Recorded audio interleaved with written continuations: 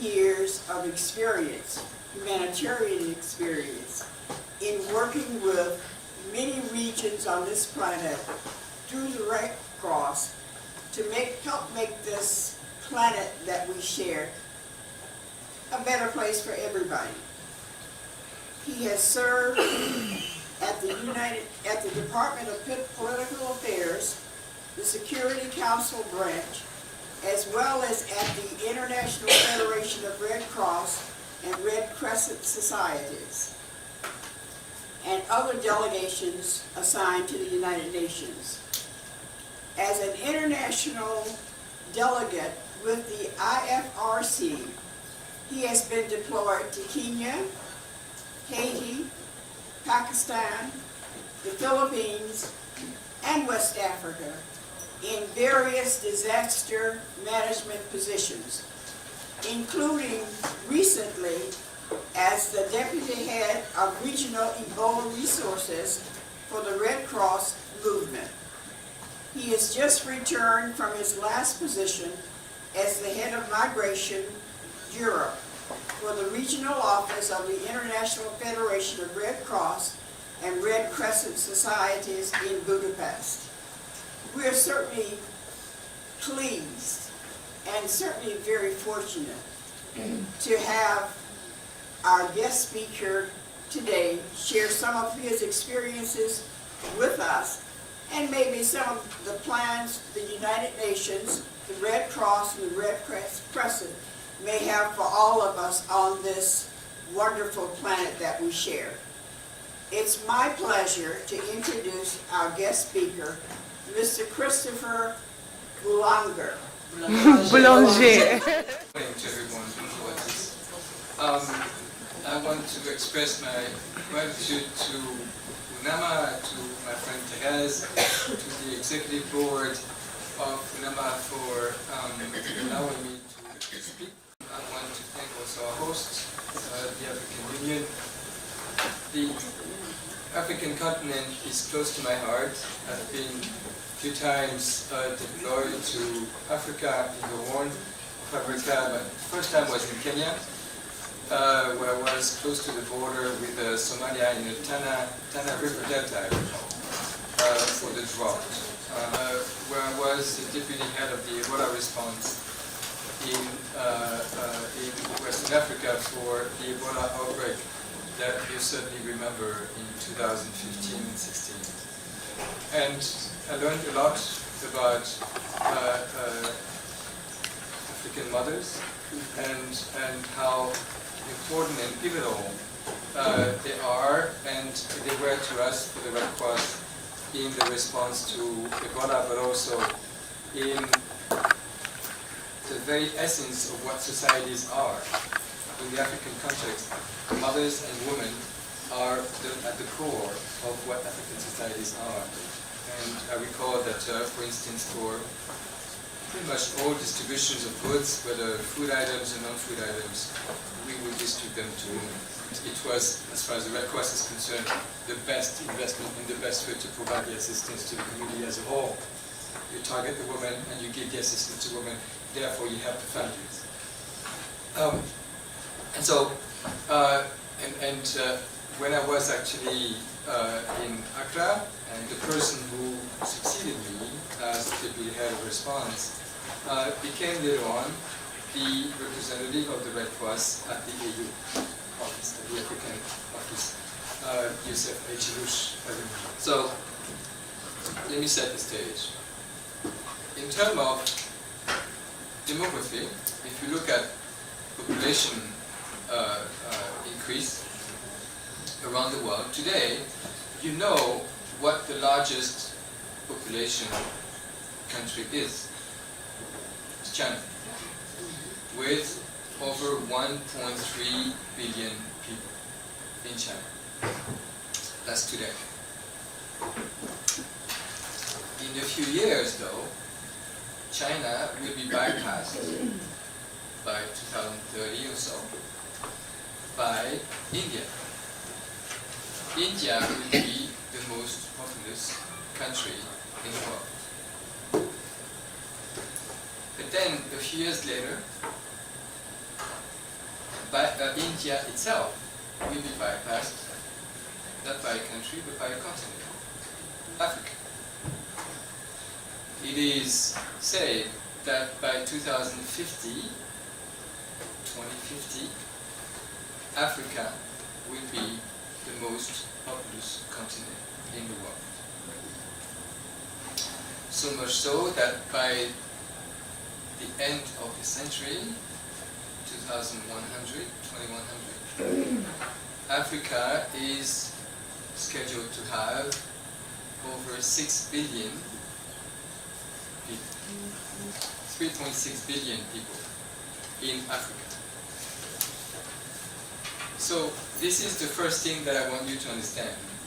Within a few years, I mean, after all, a few decades in our world today, it's pretty much next week, Africa will be at the forefront in terms of demography of the population development in the world. And Africa will be the most populous continent on the planet. But you need to add to this that the context within which this will happen is actually not an easy one, and this is not a positive one, an optimistic one, let's say. If you think about Africa becoming the most populous continent on the planet, but then at the same time you factor in the challenges of climate change, and you know that Africa is one of the most affected continents by climate change. If you factor in conflicts, civil conflicts, international conflicts, and you know, as I know, that Africa is one of the main victims of conflicts. And you think about what does that mean in terms of population movement, you realize very quickly that you will have some challenges in your hands. We will all have some challenges in our hands, which make the current challenges look pretty easy. And so, in that context, what do we need to do?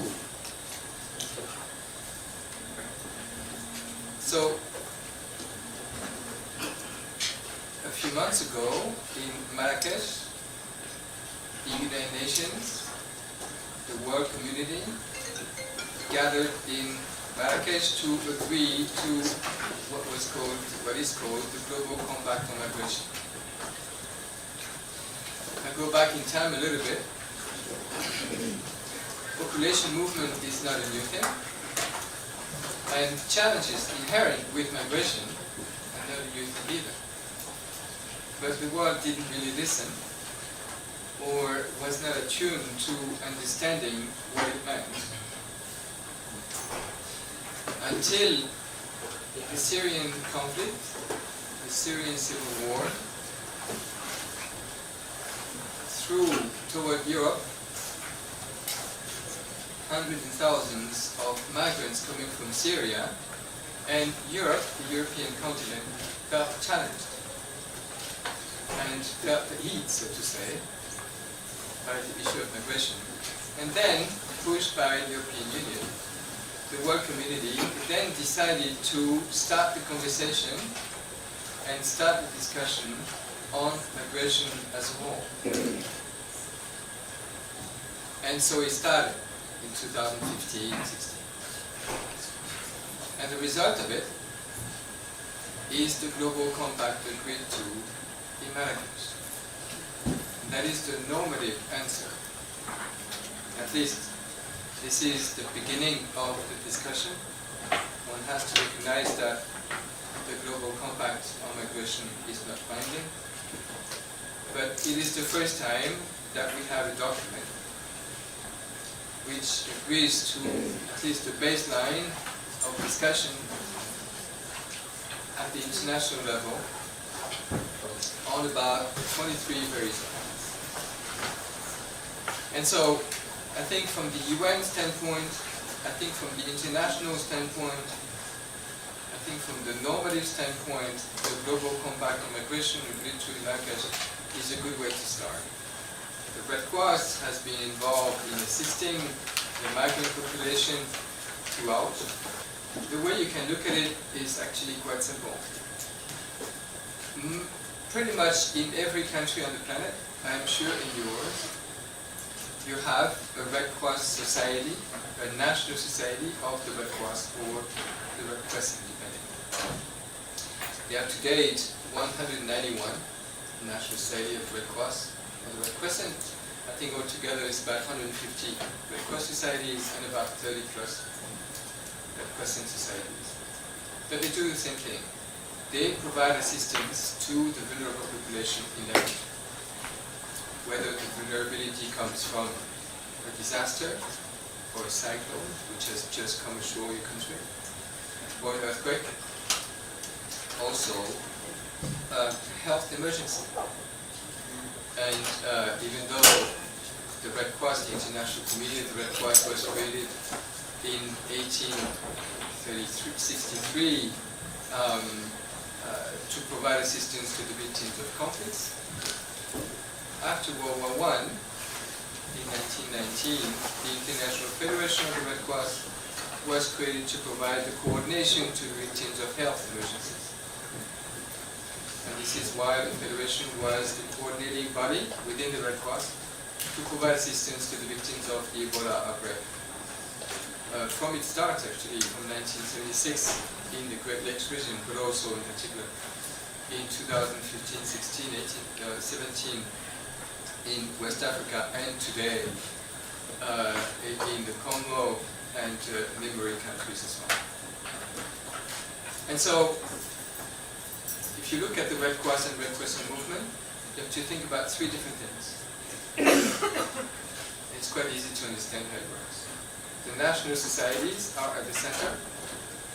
They provide assistance to the victims of conflicts, disasters, poverty, and so on in their own country. And then, if the challenges get too big for them, they reach out to the ICRC, the International Committee of the Red Cross, in situations of conflict. Or they go to the International Federation of the Red Cross and Red Crescent Societies for the coordination of the victims of disasters. And so, in Europe, in the migration situation which I oversaw as the head of migration for the whole European migration operations, we had about between 9 and 10 appeals, which are operations in 9, 10 different countries in Europe, from Turkey to Greece to Balkan countries, all the way to Germany. And that includes Italy, Spain. And the regional office was coordinating all of those operations to make sure that they made sense, to make sure that they had the resources that they needed to provide assistance to migrant populations, and to make sure that they were funded, and also at the policy level, all the policy which had been decided was on the same page, so to say. And as such, in Europe, we got to see different kinds of migrant situations and different kinds of migrant populations and refugee populations. You know the difference between a refugee and a migrant? No. Of course, yes. So I can perhaps, for some of you, I can repeat it. Yes. It's quite simple. Refugees are those who have to leave their country because of either a conflict situation in the country where they are, or fear of persecution, fear of violence.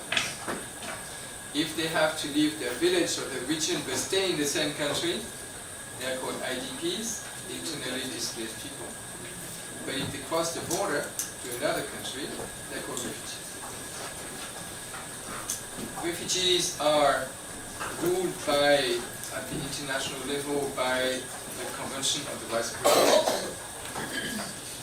And the institution overseeing the assistance to refugees is UNHCR, at the UN level, the High Commissariat for Refugees.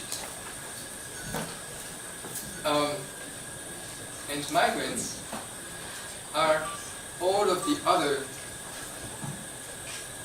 people who are forced to leave the countries or the regions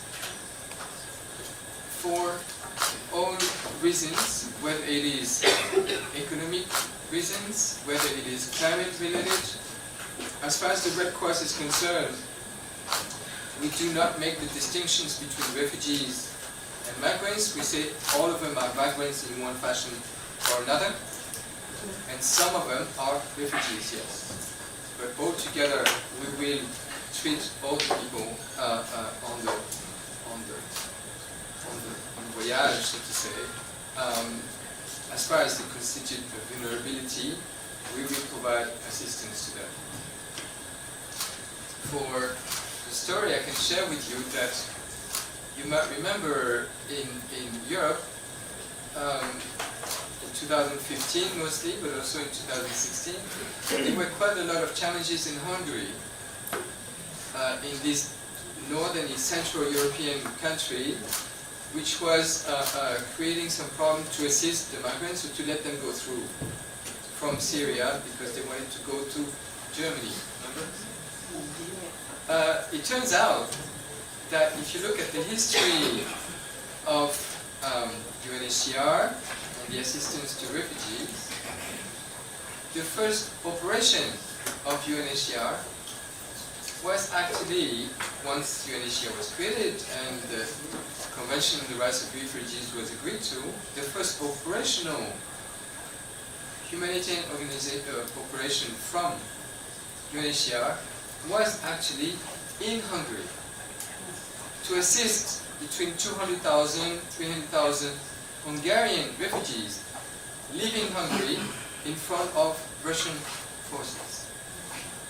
And then we are, 2015, with a strange turn of events which actually called upon the Hungarian population and the government to remember that, and to the extent that they could assist refugees in Hungary. I am mentioning the specificity of migrant population in Europe because I want to make the distinction between the refugees coming from Syria and Middle East, Iraq, Afghanistan, and a few other countries, and those who actually came to Europe from what we call central Mediterranean routes, Western Mediterranean routes, which is mostly migrants coming from Africa. Those coming across the Mediterranean Sea, for us, from the European standpoint, from my experience, either they came from Middle East, from the Eastern Mediterranean route, that is to say from Turkey to Greece, and then the Balkans, and then to Central Europe, and then to Germany, or further down the road, or they came from Libya to Italy, and then up northern to up Italy, and then making their way to Germany and to other countries in Europe, or to Western Mediterranean route, that is to say from Morocco, then to Spain, and then Spain beyond to France and to other countries in Europe. But the truth is, in Italy, when I remember talking to government officials, even Red Cross officials, they explained to me clearly, they said, look, Christophe, this migrant crisis that we know today in Italy, this is not new. We had actually migrants coming to Italy in large numbers already 10 years ago. Only the international community didn't pay attention. And we had called for help, we had called for some international understanding on the condition of migrants and how to receive them properly. No one listened. Only when the powerful countries got sensitized, let's say, then the international community as a whole said, okay, we need to wake up and actually do something about it. So I started to understand that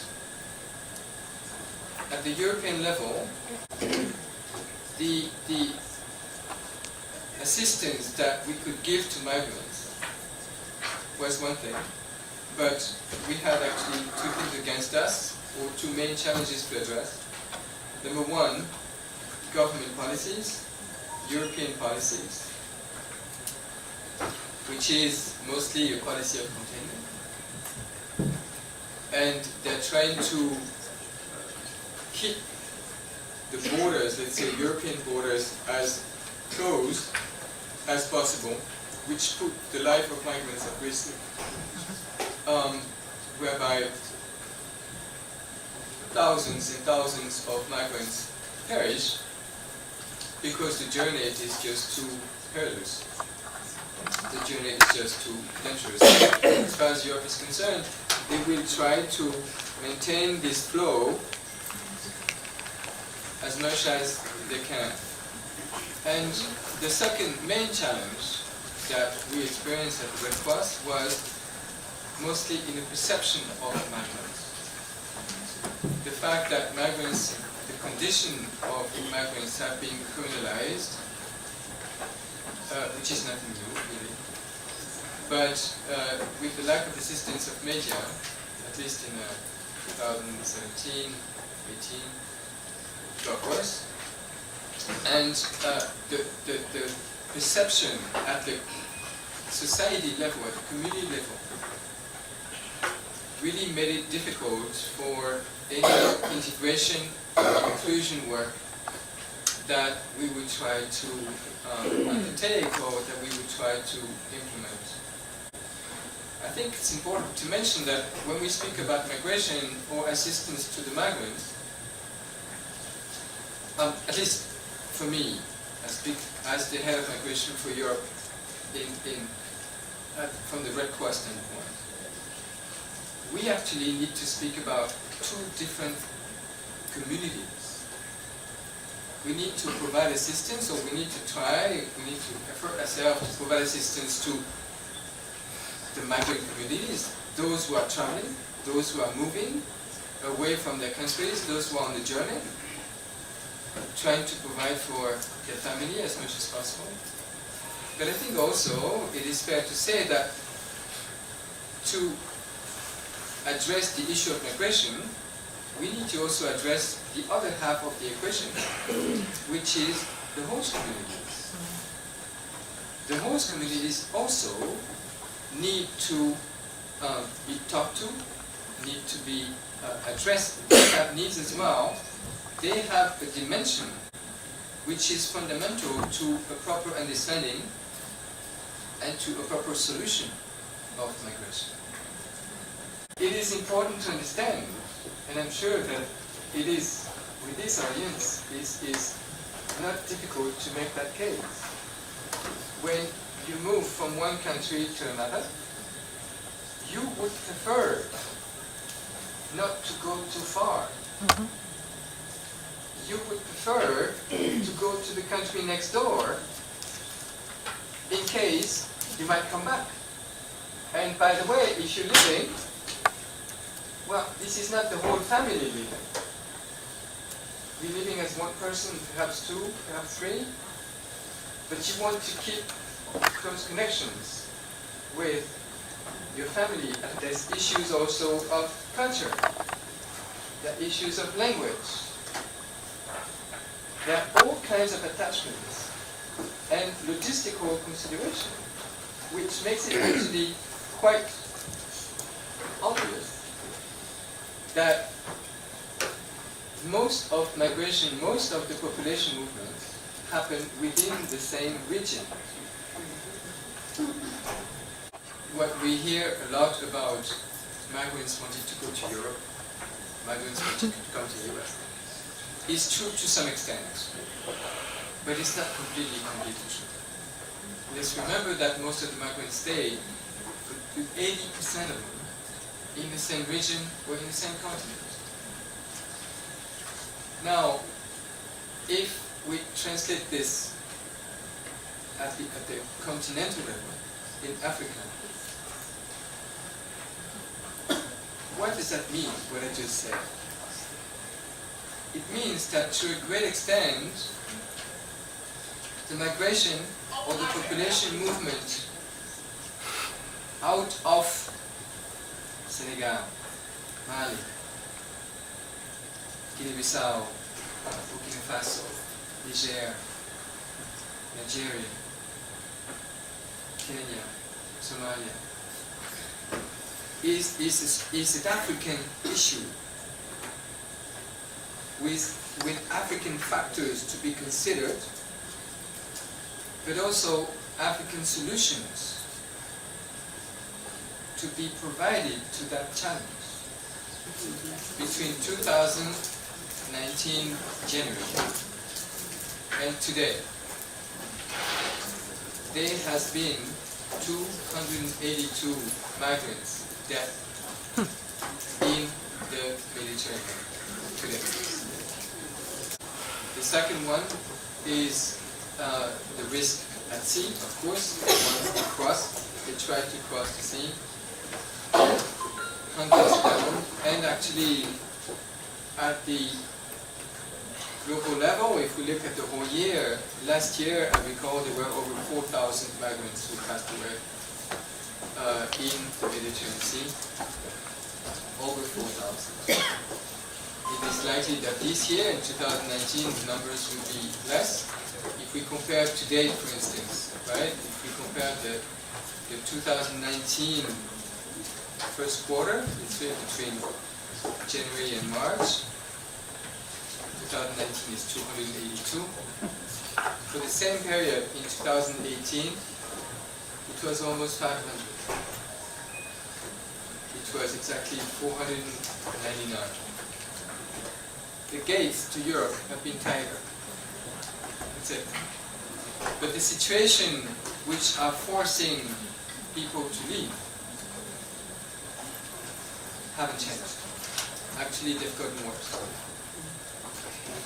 I think it is important also to mention that, as far as the Red Cross is concerned, but I think also most organizations and partners, migration in and of itself is not a problem. When I was the head of migration in Europe, I kept repeating to the national studies that I was interacting with, to the government with whom I was interacting and talking, that migration is actually a naturally occurring social phenomenon.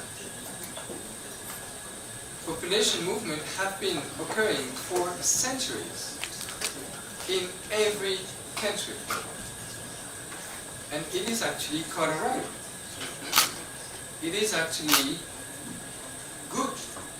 And it provides for many, many positive aspects of economies, societies, cultures in every country.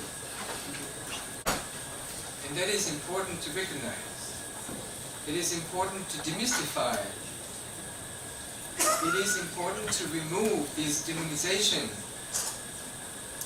of migrants or migration as a whole. It is actually a good thing. But it is actually a normal thing for most migrants. And in that sense, I think the Red Cross wanted to emphasize the difference, the fact that as far as the Red Cross is concerned, we do not want to help all migrants, simply because all migrants do not need the type of assistance that would be required. Every human being, regardless of who they are, regardless of where they're from, has the right to dignity. We need to call upon governments to take a stand as well, including African governments.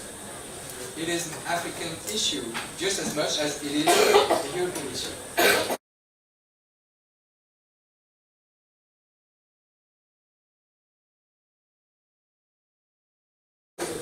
And he started this initiative called Stop the Indifference.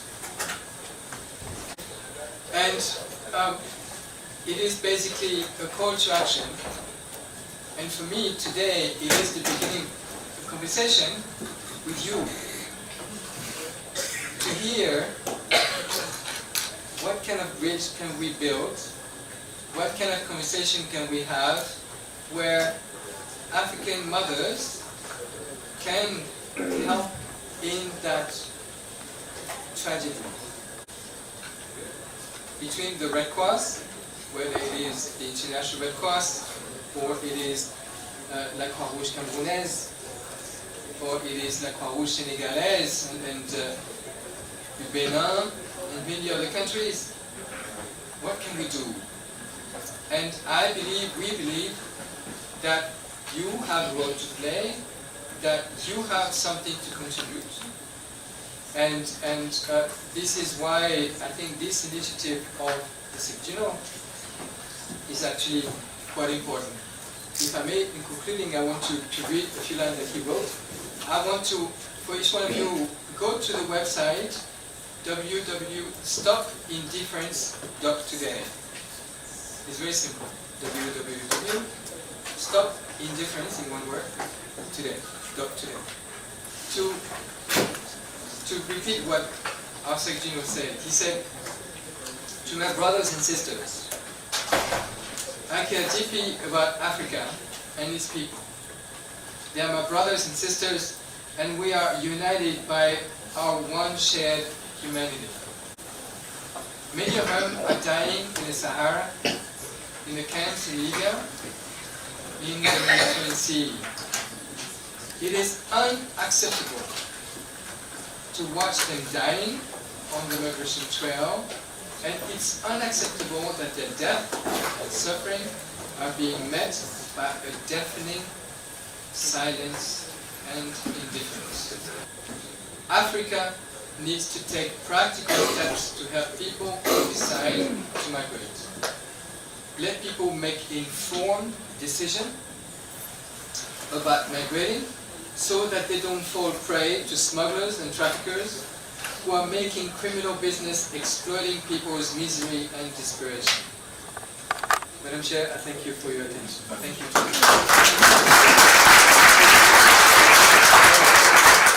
Very, very grateful for what you have done. Thank you to inspire us. Thank you to teach us how to look at the migrant, because you are UNAMA from now on. You will be working very hard with us because we need to know more about it, because that touches us at the bottom of our heart. So this is the token of friendship. Thank you for coming, and next time, come on, teach us. Thank you.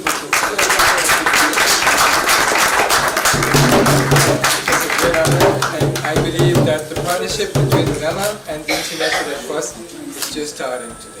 Good. We're happy. Thank you very much.